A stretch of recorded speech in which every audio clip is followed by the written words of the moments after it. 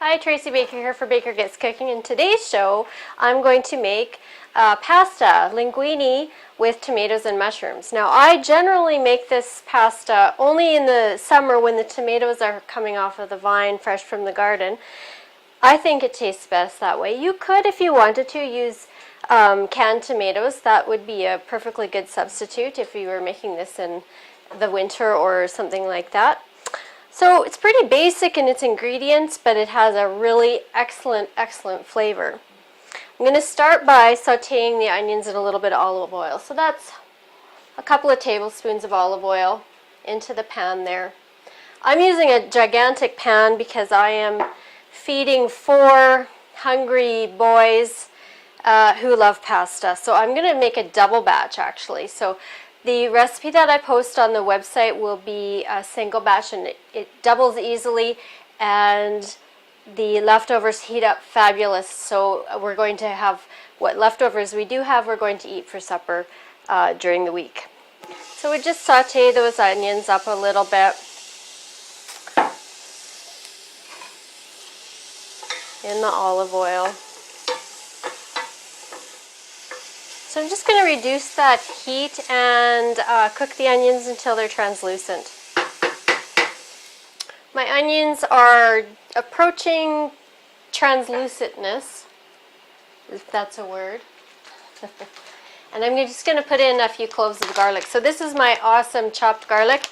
You can find out how I did this on the anti-dice chicken thighs video. And I'm going to put, equivalent of about 4 cloves in there. Or so, maybe 6. Put however much you like. If your family loves garlic, put more in. So this is kind of medium-low heat, and I'm just going to saute the garlic a little bit to get rid of that raw garlic flavor. And then I'm going to add my mushrooms. So we're layering flavors. So you start with the onions, you add the garlic, the mushrooms, and every ingredient that you add kind of adds another layer of flavor. So this is about 4 cups of sliced mushrooms, and I've used a combination of brown and white button mushrooms. You can use whatever mushroom you want, it doesn't matter. My family happens to love mushrooms, so I put a lot in this pasta, and it tastes awesome. So in they go. And we're going to put a little bit of salt and pepper on the mushrooms, like a half a teaspoon of salt, and a good grinding of pepper, and that will help the mushrooms release some of their liquid. Mushrooms are full of liquid, and we're going to cook that right out of them. So we'll just toss that up and let them cook. So they'll cook for maybe 10 minutes or so.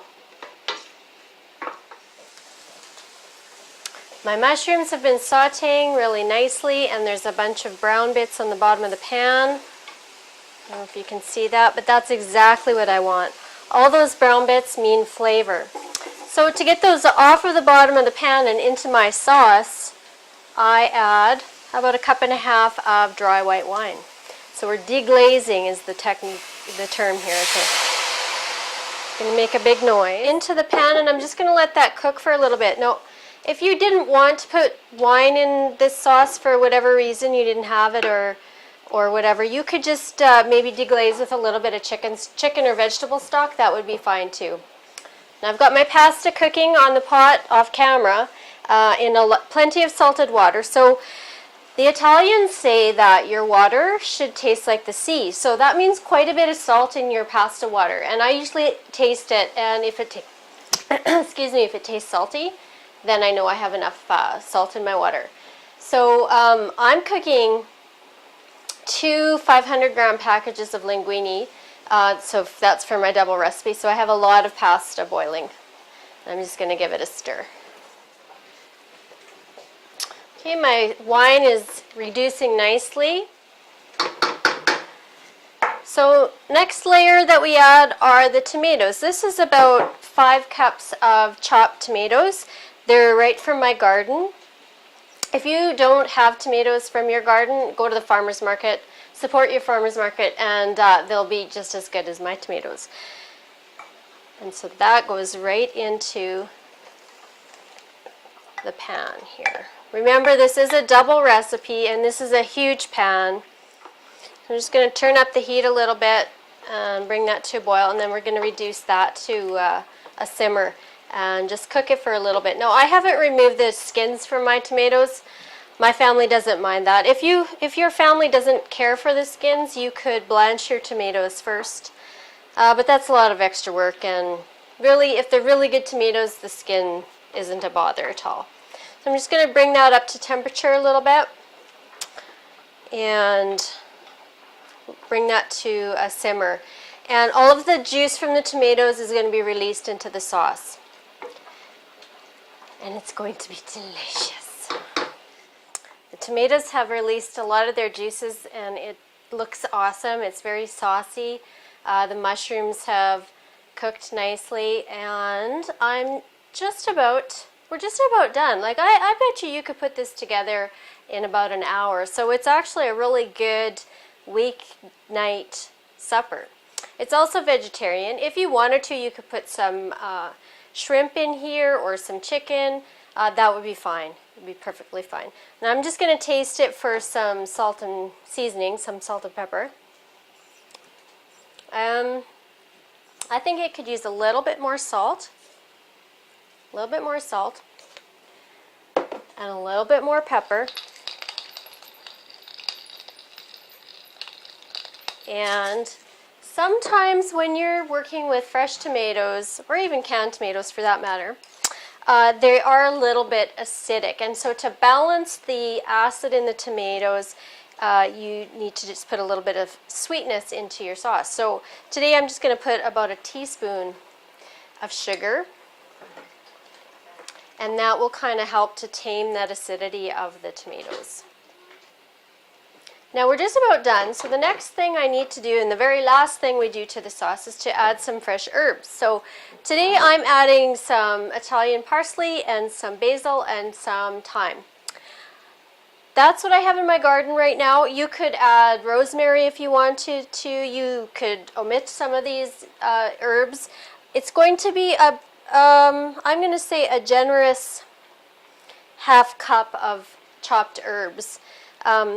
This is a little thyme sprig, and thyme has such small leaves you really don't need to chop them, so you just kind of pull them off the stem with your finger, and that's all you do. So that goes in.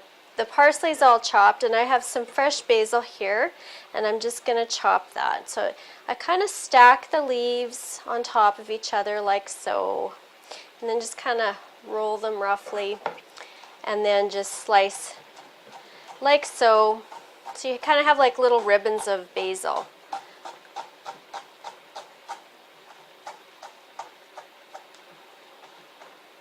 Oh my goodness, it smells lovely. So just do like so, and that's perfect. I'm just going to reduce that heat a little bit, and I'm going to add my herbs right to the sauce. Next step is the pasta, and we are done. Okay, I have my drained pasta right here, and that's going to go right into the pot. Now this is an Italian kind of secret that they do, but we don't really do so much.